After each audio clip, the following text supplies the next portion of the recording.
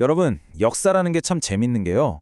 자세히 들여다보면 놀랍도록 비슷한 패턴이 계속해서 반복된다는 겁니다. 특히 희망과 탐욕이 만나서 만들어내는 거대한 경제적 신기루, 바로 버블이 그렇죠. 그래서 오늘 이 시간에는 역사상 가장 유명했던 5번의 붕괴 사건을 통해서 이 경제버블의 구조를 속속들이 한번 파헤쳐 보겠습니다. 꽃 한 송이 때문에 나라가 망할 수 있다? 이게 말이 된다고 생각하세요? 좀 터무니없는 질문 같죠? 하지만 역사를 보면요, 이게 단순한 상상이 아니었다는 걸 알 수 있습니다. 이게 바로 인류 역사상 최초의 거대 버블 이야기, 그 시작점이거든요. 네, 진짜예요. 17세기 네덜란드에서는 아주 희귀한 튤립 구근 하나 가족이 웬만한 집 한 채 값을 훌쩍 넘어섰습니다. 정말 말도 안 되죠? 이게 바로 법이라는 광기가 사람들을 어디까지 몰고 갈 수 있는지 보여주는 아주 극적인 장면인 거죠. 자, 그럼 우리가 계속 얘기하는 이 경제 버블이 정확히 뭘까요? 아주 간단하게 말하면요, 어떤 자산의 진짜 가치는 100밖에 안 되는데 사람들 기대감 때문에 가격이 막 1000, 2000까지 올라갔다가 어느 순간 펑 하고 터지면서 원래 가치, 아니 그 이하로 곤두박질치는 현상을 말하는 겁니다. 오늘 우리가 할 얘기의 핵심 개념이니까 이건 꼭 기억해 두세요. 그럼 이 버블이라는 게 도대체 어떻게 만들어지는 걸까요? 무슨 공식이라도 있는 걸까요? 네, 있습니다. 시대도 다르고 대상도 완전히 다른데 정말 놀랍게도 모든 버블을 만드는 레시피는 거의 똑같아요. 그 레시피의 첫 번째 재료, 바로 새로운 이야기입니다. 이게 뭐냐면요, 사람들 마음을 그냥 확 사로잡는 거예요. 이건 세상을 바꿀 거야. 이걸 가지면 엄청난 부자가 될 수 있어. 같은 그런 혁명적인 미래를 약속하는 거죠. 이 이야기가 있으면 지금 가격이 아무리 비싸도 그럴만하지 하고 스스로를 납득시키는 거의 마법 같은 힘이 생기는 겁니다. 한번 보세요. 진짜 놀랍지 않나요? 패턴이 너무 명확해요.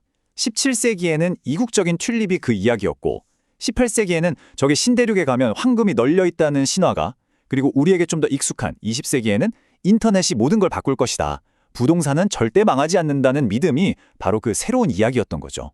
겉모습은 다 다르지만 본질적으로 사람들 욕망을 자극한다는 점에선 다 똑같았습니다. 자, 이렇게 사람들을 흥분시키는 이야기가 준비됐어요. 그럼 이제 뭐가 필요할까요? 이 이야기에 기름을 붓고 활활 타오르게 만들 두 번째 재료가 필요하겠죠. 그게 바로 값싼 돈, 그리고 나만 뒤처지면 어떡하지? 하는 불안감, 바로 그 유명한 포모입니다. 생각해보세요. 은행에서 돈 빌리기가 너무 쉬워요. 이자도 싸요.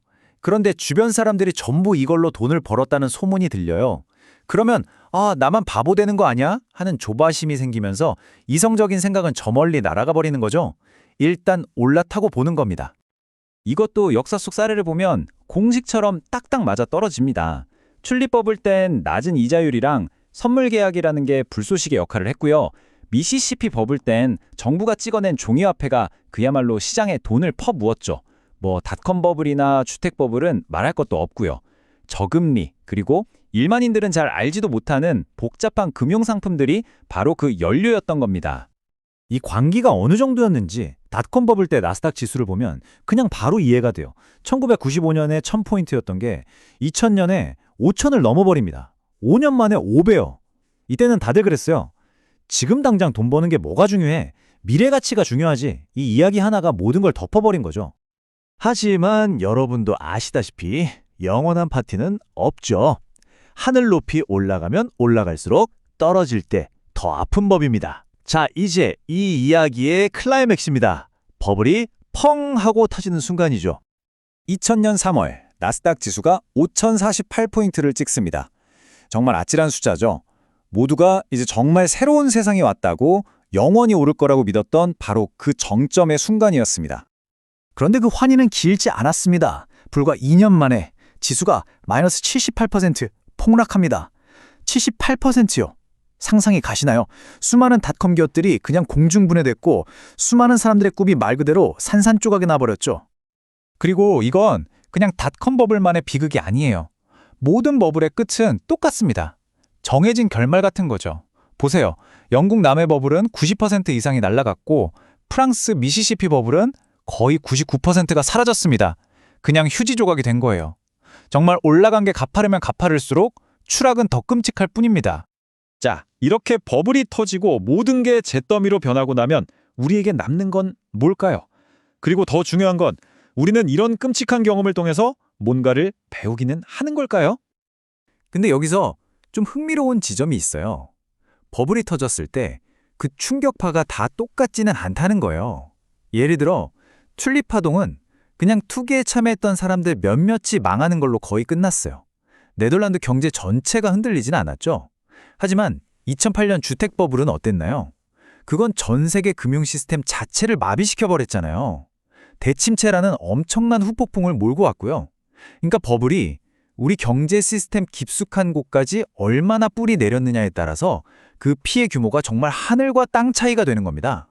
물론 사람들도 매번 뭔가를 배우려고는 합니다. 18세기 영국은 다시는 이런 짓 못하게 하자면서 버블법이라는 걸 만들었고 2008년 금융위기 후에는 미국이 금융 시스템을 뜯어고치겠다며 도드프랭크법을 만들었죠. 큰 사고가 터지면 항상 새로운 규칙이 생겨요. 그런데 참 이상하죠? 다음 버블이 스멀스멀 피어오를 때쯤이면 그 비쌌던 교훈은 다들 까맣게 잊어버리는 것 같아요. 결국 핵심은 이겁니다. 버블의 재료가 튤립이냐, 인터넷 주식이냐, 아니면 부동산이냐, 그 껍데기는 계속 바뀌어요.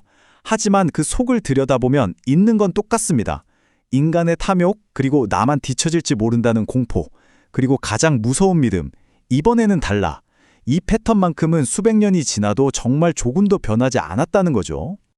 이 패턴은요, 앞으로도 또 반복될 겁니다. 장담할 수 있어요. 그렇다면 진짜 중요한 질문은 이거겠죠. 과연 우리는 이 역사의 가르침을 제대로 기억해서 다음 버블이 우리 모두를 삼켜버리기 전에 그 낌새를 먼저 알아차릴 수 있을까요? 여러분은 어떻게 생각하세요?